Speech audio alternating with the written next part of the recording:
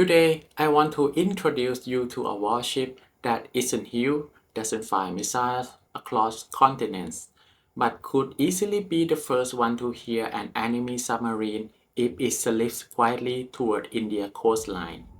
That ship, it is small, roughly 1,000-ton vessel called INS Mahe. The Indian Navy called her the Silent Hunter, a quiet front-line striker that has just been commissioned into service in Mumbai. Mahe didn't just appear out of nowhere. She's the first ship of the Mahe-class anti-submarine warfare shallow water craft, a family of small anti-submarine ships designed to hunt submarines in coastal and shallow waters. They are part of a bigger program of 16 ships that India is building to close the gaps in its coastal defense. Some of these ships are known as the Anala class if they are built at the GRSE yard, while the ones built at Cochin Shipyard like Mahe are grouped as the Mahe class. Before we zoom in on Mahe herself, I want you to picture something simple. India has a very long coastline along the Arabian Sea, along the Bay of Bengal, and around the Andaman Nicobar Islands. A large part of those areas, especially the Arabian Sea between Pakistan and India, is shallow water that slopes down very slowly. You can sail out of dozens of miles, and the depth still hasn't even reached 100 meters. On the surface, shallow water sounds safe, but in the world of submarine warfare, it's actually a very messy battlefield. You get echo from seabeds, noise from fishing boats and merchant ships, waves, currents, everything mixed together. That makes sonar work much harder than in deep water. If someone sends a quiet diesel-electric submarine to sneak close to the shore, or to lay mines in a key choke point, that can be just as serious a problem as a large surface task force. That's exactly where the ASW Shallow Watercraft or ASW-SWC program comes in. India has had this idea for a long time. Back in 2013, the Indian Defense Acquisition Council approved the plan to build small shallow water submarine hunters to replace the old Mahe-class.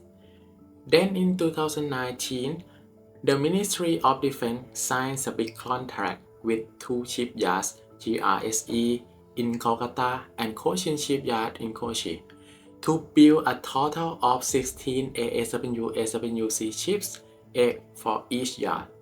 The total value of this program is in the ballpark of a little over 10 to around 12,000 crore rupee. The exact number shifts a bit depending on which source you look at, but the big picture is clear. If you convert that into US dollars, you are talking about roughly 1.2 to 1.5 billion US dollar for all 16 ships. That is a very serious amount of money for a family of 1,000-ton ships that many people might overlook at first glance. INS Mahe, the ship we are talking about today, is the first one from the Cochin Shipyard side and the lead ship of the Mahe-class. More than 80% of her system by value are designed and built in India. She is a compact diesel-electric ship with a displacement of around 1,000 tons and a length of just over 70 meters. Her draft is quite shallow, which helps her move in and out of shallow coastal areas. She uses 3 diesel engine driving water jets, can reach a top speed in the mid-20 in knot, and has a range to sail out to roughly a bit over 1,000 nautical miles at cruising speed. In practical, that means she can leave port and stay on station for about a week or more with a full crew of just over 50 people. If we compare her to a big destroyer like INS Visakhapatnam, which I talked about it before, Mahe is very much the little sister. But the job she does is not small at all. She is designed to patrol and stand guard in coastal zones that larger ships find harder to operate in. She slowly lays down a detection net against submarines out to a couple of hundred nautical miles from base. Then feeds that information back into the command chain or to supporting aircraft and anti-submarine helicopters. If we look at Mahe from the silent angle first, the nickname Silent Hunter doesn't mean she's invincible, but that the designers try to keep her noise and radar signature as low as possible. The hull is built to Des Norske Veritas standards. Their signature management and survivability software from Surma of Finland to control vibration, structure, burn, noise, and equipment layout so the ship herself makes less noise. On top of that, she has automated platform management systems, including an integrated platform management system and automated power distribution, which help her run smoothly and efficiently during long patrols. But the hunter part would never work without good ears. The heart of Mahe is her underwater sonar suite. India used the DRDO Apai Howl mounted sonar as the main active-passive array under the bow. Working together with a low-frequency variable depth sonar that can be towed or dipped to different layers to catch submarine noise in complicated shallow water conditions. This is backed up by a multifunction radar on the mast and a full set of electronic support measures and electronic warfare gear that listen for enemy radar and communications. Once you have eyes and ears, you need teeth. Mahe's weapons are focused on dealing with submarines and underwater threats. Up front, she carries the RBU-6000 anti-submarine rocket launcher, which fires patterns of depth-charge rockets into the water to pressure or destroy submarines hidden below. Behind that, she had lightweight torpedo launchers with multiple tubes that fire homing torpedoes, and mine rails for laying naval mines across choke points or around harbors. For surface and close-range air defense, she has a medium-caliber gun and remotely operated heavy machine guns to deal with small fast threats. Let's walk through one mission together. Imagine the Navy gets intelligence that an unidentified diesel-electric submarine had been coming up to recharge battery near a busy merchant shipping lane.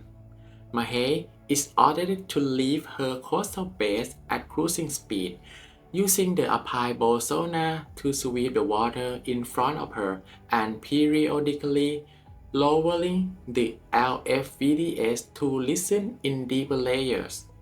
Once the combat system picks up a contact, it starts to classify the sound.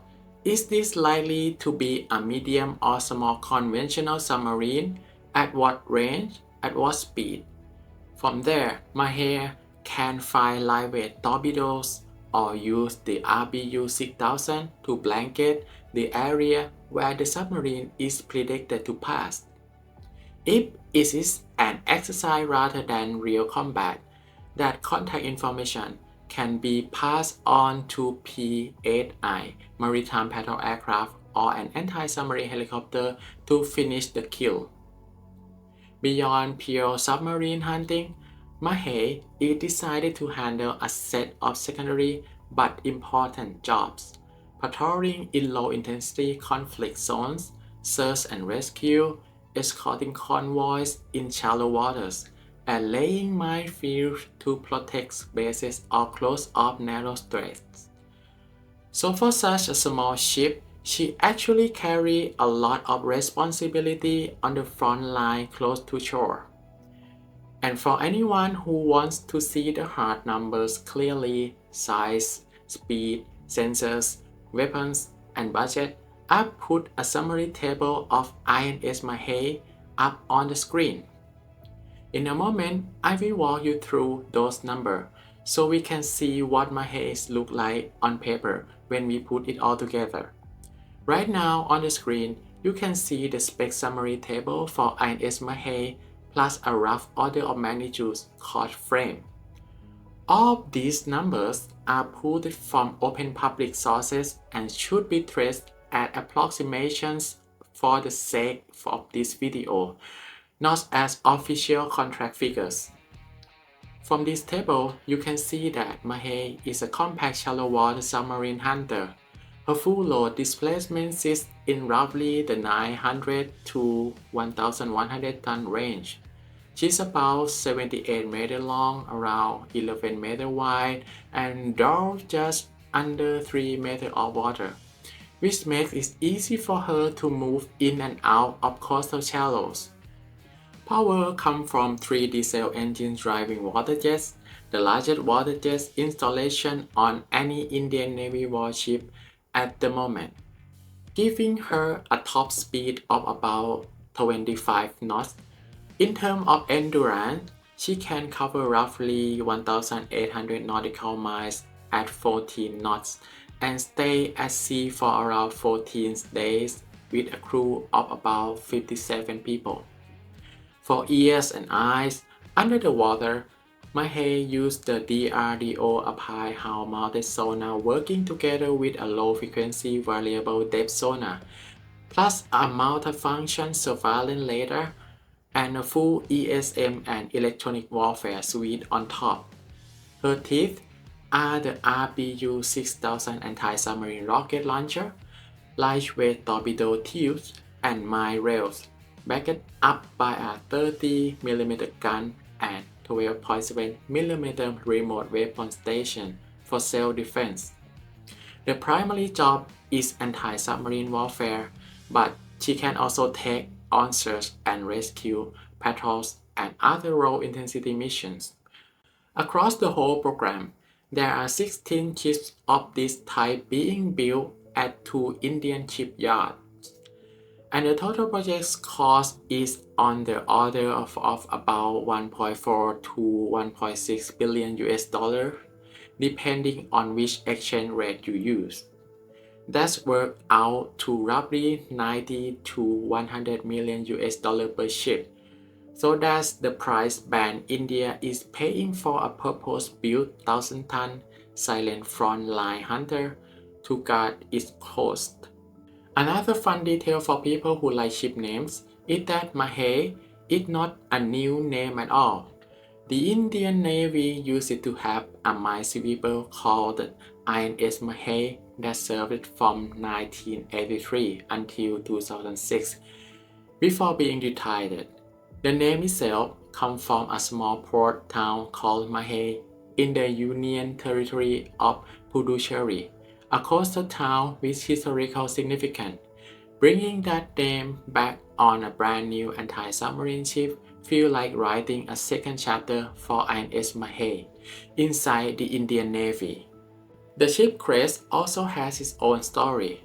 It features the urumi, a flexible sword from the traditional martial art Kalalipayattu in the state of Kerala, which is exactly where Cochin Shipyard is located.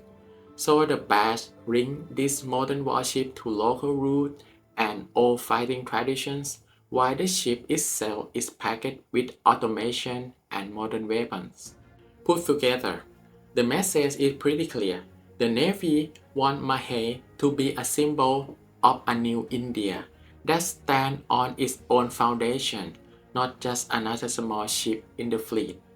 If we zoom out from Mahe alone and look at the whole ASW-SWC program, what you see in an attempt to build layered underwater defense around the coastline, India already had Mahe-class corvettes, hunting submarines in deeper water, plus frigates and destroyers, with tall sonars, plus P-8I patrol aircraft and anti-submarine helicopters.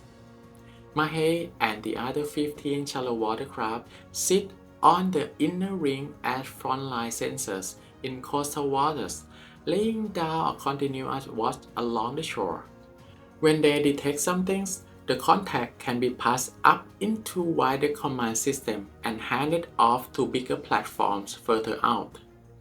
There's also an industrial angle that's worth mentioning. These ships are being built at two Indian yards with over 80% indigenous content in things like the hull, propulsion, and many other control systems.